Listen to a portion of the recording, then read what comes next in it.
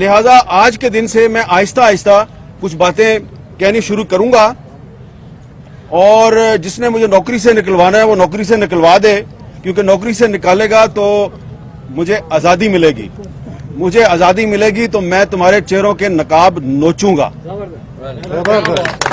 یہ آپ کو شاید لگ رہا ہو کہ مجھے تو غصہ چڑھا ہوا ہے، مجھے کوئی غصہ نہیں چڑھا ہوا۔ غصہ اس لیے نہیں چڑھا ہوا کہ یہ جو نوجوان میرے ساتھ کھڑا ہے، پہلے آپ نے اس کو مارا، اس کے گھر میں گھس کے مارا، اور پھر آپ نے ایک دوسرے کو ٹیلی فون کالیں کی اور پرسنل میٹنگز میں کہا ہم نے گھر میں گھس کے مارا۔ تو اگر تم اتنے بہادر ہو تو گھر میں گھس کے مارتے ہو جس میں اس کی مدد کے لیے سوائے اس کے طوطے کے اور کوئی بھی نہیں تھا، تو اتنے مرد کے بچے ہو، اتنے بہادر ہو، تو سینہ تان کے کہو نا ہاں جی میں اس کے گھر میں گھسا ہوں۔ لیکن تم اتنے بزدل ہو، اتنے بغیرت ہو کہ تم یہ تو نہیں مان رہے کہ میں ان کے گھر میں گھسا تھا، تم کہتے ہو او ہو نہیں کوئی لڑکی کا بھائی تھا جس نے مارا ہے۔ تو کیونکہ ایک بہت بغیرت اور بزدل دشمن سے واسطہ پڑا ہے، تو اس لیے وہ سمجھتا ہے کہ میرا پتہ نہیں چلے گا، میں نامعلوم ہوں۔ تم کوئی نامعلوم نہیں ہو، تمہارا پتہ ہے ہمیں تم کون ہو۔ یہ جو تم نے ایک اسد طور کے بارے میں پروپیگنڈا کیا ہے کہ جناب لڑکی کا جو بھائی تھا وہ اس کا بھی بھائی، نہیں، لڑکی کے بھائی کا نہیں پتا مجھے، لڑکی کی ماں کا پتا ہے، اس کا نام جنرل رانی ہے۔ لڑکی کی ماں کا نام ہے جنرل رانی، جس کا ڈائریکٹ تعلق ہوتا ہے chief of the army staff کے ساتھ۔ ٹھیک ہے، اب تسلی ہوگی آپ کو جی۔ تو یہ بھی ایک جھلکی آپ کو بتا دیا کہ اور بھی جنرل رانی ہیں، ان کا بھی نام بتائیں گے ہم۔ یہ میں نے اس لیے بات کیا کہ اس کو مارا بھی اور پھر کہا کہ یہ تو جناب پولیٹیکل اسائلم لینا چاہتا ہے۔ تو پولیٹیکل اسائلم اس نے تو نہیں لیا، پولیٹیکل اسائلم تو تمہارے باپ پرویز مشرف نے لیا، جو چوہے کی طرح اس ملک کو چھوڑ کے بھاگ گیا۔ اس کے بینک اکاؤنٹس چیک کرواؤ، اسد طور کے بینک اکاؤنٹس چیک کرواؤ، اور پرویز مشرف کے بینک اکاؤنٹس بھی چیک کرواؤ، پتہ چل جائے گا کہ غیر ملکی طاقتوں سے فنڈنگ کس کو ملتی ہے۔ تم نے اس سے نعرہ لگوایا اسرائیل مردہ آباد، اس لیے کہ تمہاری داڑھی میں تنکا ہے، تم چور ہو۔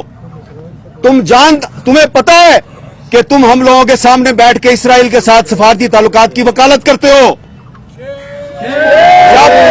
جب تم لوگ پاکستان کے میڈیا کو اسرائیل کے حق میں ایک نیریٹو بنانے میں ناکام ہو جاتے ہو، تم دیکھتے ہو یہ میڈیا تو ہر وقت اسرائیل کی مخالفت ہی کرتا رہتا ہے، تمہیں اس پہ بڑا غصہ آتا ہے۔ تم پھر کبھی مطیع جان کو اٹھا لیتے ہو، کبھی ابصار عالم کو گولیاں مارتے ہو، کبھی اسد طور کو اٹھا کے گھر میں گھس کے مارتے ہو۔ پھر تمہارا ایک اور بھی پرابلم ہے، تم کہتے ہو جی ہمارے ٹینکوں کو زنگ لگ گیا، ہم لڑ نہیں سکتے، انڈیا سے دوستی کر لو۔ اور میڈیا پہ شکوہ ہوتا ہے میڈیا والوں، تم ہم انڈیا سے دوستی کرنا چاہتے ہیں، تم ہمارے ساتھ تعاون نہیں کرتے، تو تم میڈیا کو پھینٹی لگاتے ہو کہ میڈیا جو ہے یہ انڈیا کے ساتھ دوستی میں ہمارے نئے نیریٹو جو ہے اس کی مدد نہیں کر رہا۔